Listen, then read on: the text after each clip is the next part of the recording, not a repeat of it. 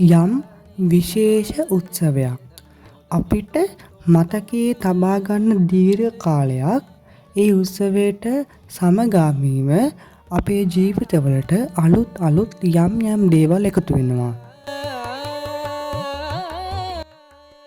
වෙසක් කියන්නේත් අන්න ඒ වගේ වචනයෙන් විස්තර කරන්න බැරි ආධ්‍යාත්මයත් පරිසරයත් එකතු වෙලා නිර්මාණය වෙන ලස්සන මංගල්‍යයක්.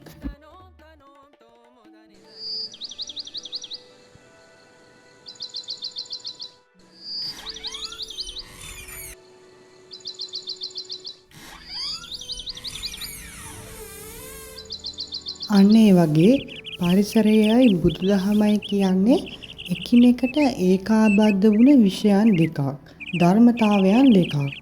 යම් පුද්ගලයාට විමුක්ති මාර්ගයට, නිවන් මාර්ගයට යෑමට අවශ්‍ය නම් පරිසරය ඊටමත් හොඳින් ඇසුරු කරන්න ඕනේ.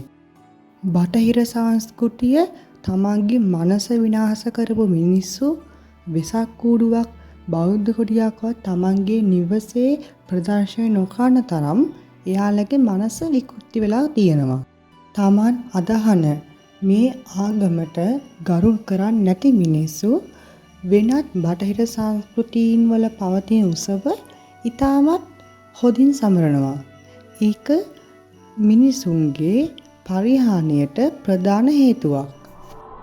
බුදුරජාණන් වහන්සේ බුබ දේශනා කරලා තියෙනවා අනාගතයේදී මිනිසුන්ට ආගමක් ධර්මයක් නැති කාලයක් එනවා කියලා.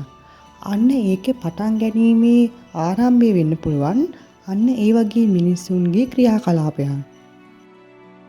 වැස්සත් එක්ක එන මේ සීතල මුළු ප්‍රදේශයම වෙලා ගන්නේ ධර්මයෙන් පුද්ගලයේ හදවත වෙලා ගන්නවා ආකාරයෙන්.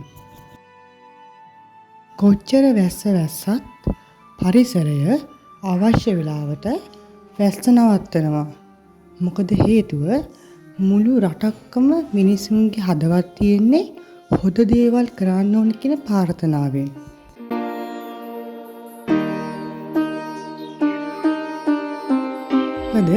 වෙසක් දවසේ මුළු දවසේම සහ හවස විශේෂයෙන්ම මිනිසුන්ගේ හිතේ වැඩ කරන්නේ අපි පන්සල් යන්න ඕනේ, වෙසක් බලන්න යන්න ඕනේ, තොරන් බලන්න යන්න ඕනේ, දන්සල් වදින්න යන්න ඕනේ කියන හොඳ සිතුවිලි.